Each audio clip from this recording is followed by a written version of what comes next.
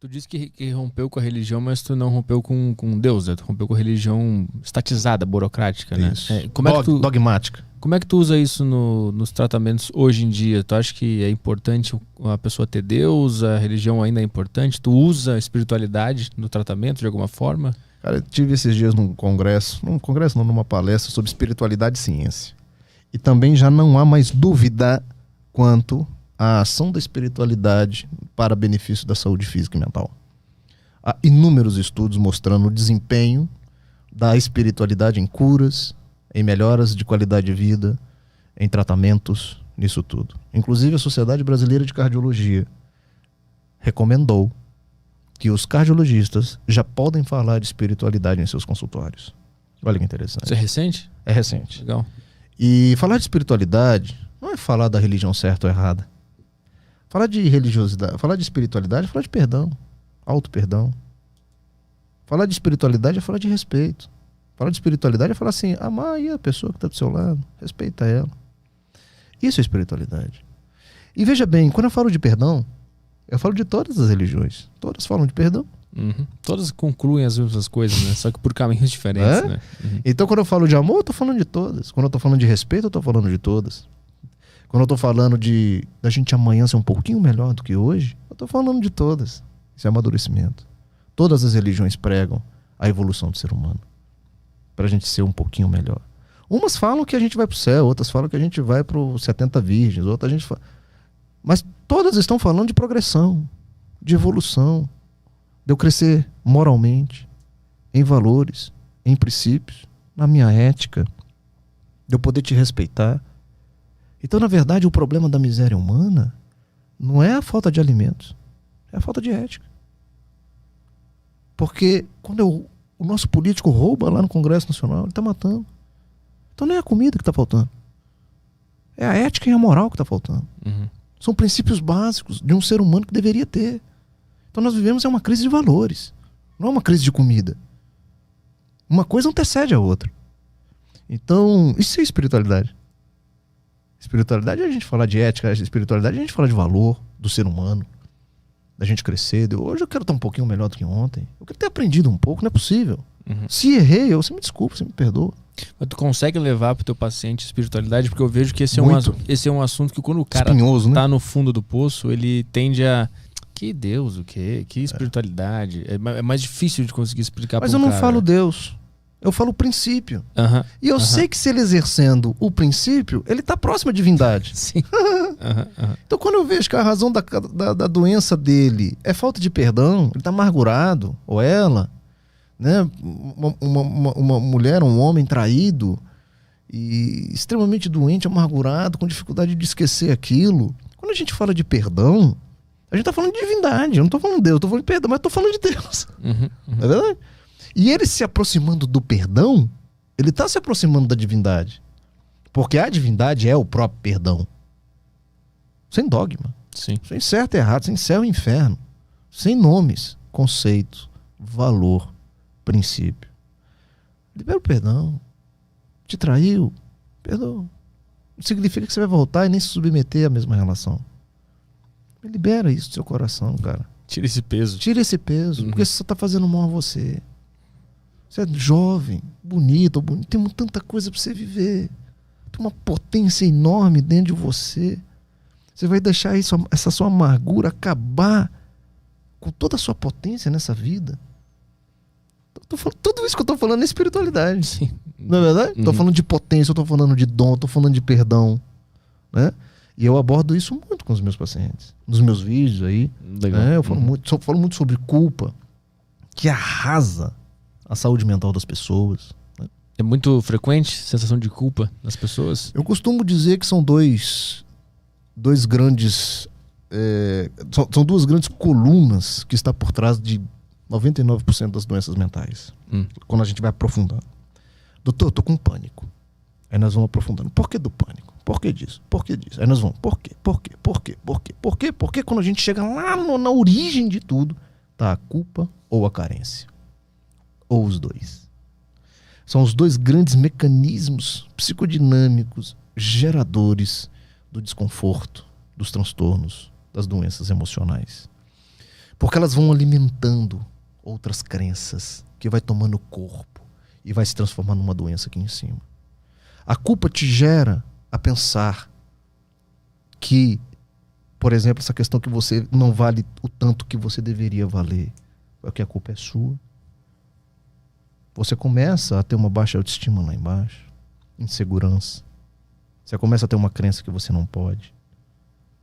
E isso vai gerando um ser humano completamente melancólico e entristecido. E isso vem da infância? Ou É uma construção.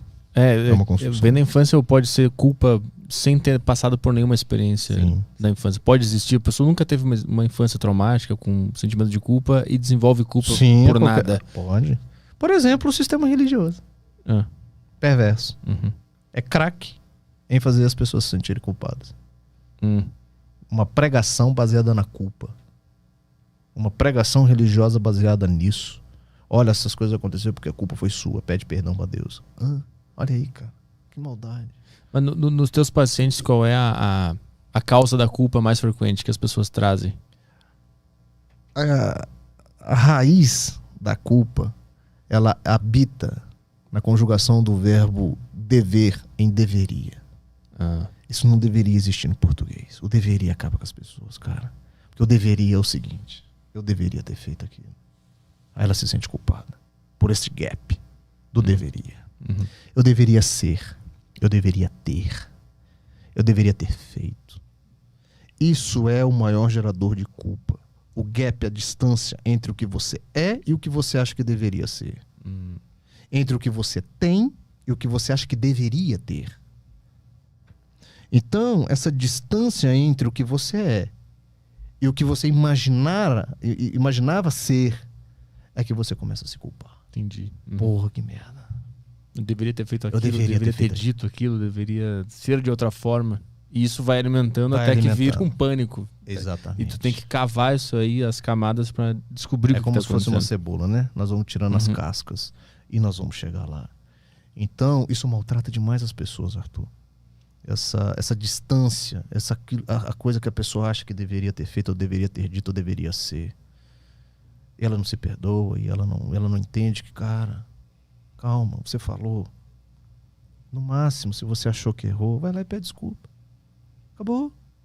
Não, eu não deveria. Ai, a culpa é minha, oh meu Deus.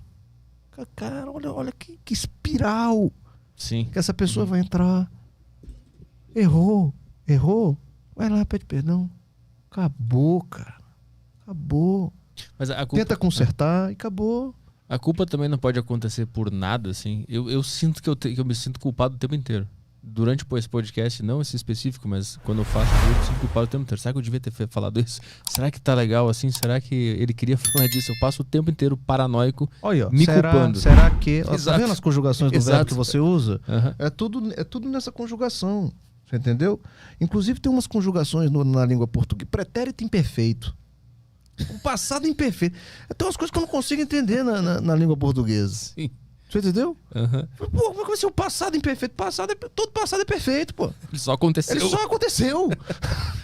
É ele ser imperfeito é que faz ele continuar no seu presente. Por isso é que você conjuga o verbo trazendo o passado pro presente, porque ele foi imperfeito e ele ainda não acabou. E ele reverbera no seu presente. Se a gente trabalhasse só com pretérito perfeito, ele tinha início, meio e fim no meu passado. Interessante. Quando eu torno ele contínuo, uma ação começada no passado, que se perpetua até o meu presente, eu estou trazendo toda essa carga para cá. Ele polui o presente. Ele intoxica o meu presente. Então, é nesse sentido, talvez, que você tem essa sensação de culpa o tempo inteiro. Porque esse podcast termina, ao invés de você tornar ele um pretérito perfeito, você vai tornar ele um pretérito perfeito, porque você vai carregar ele lá pra sua casa. Poxa, eu devia ter perguntado. Sim, exatamente. Eu chego em casa e me deito em posição fetal.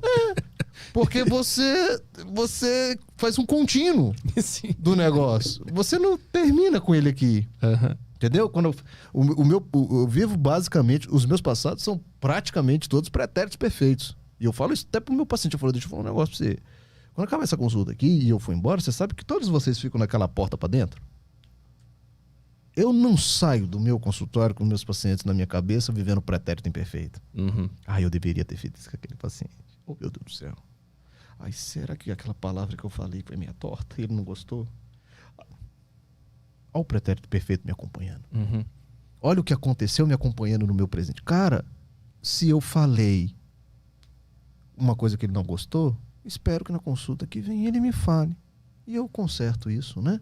Então, veja que tudo é motivo só de um aprendizado.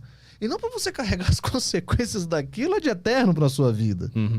Então, por isso que eu brinco com essa questão do pretérito perfeito, por essa conjugação terrível, porque isso acaba que a gente nunca fica livre do pretérito, né? Sim.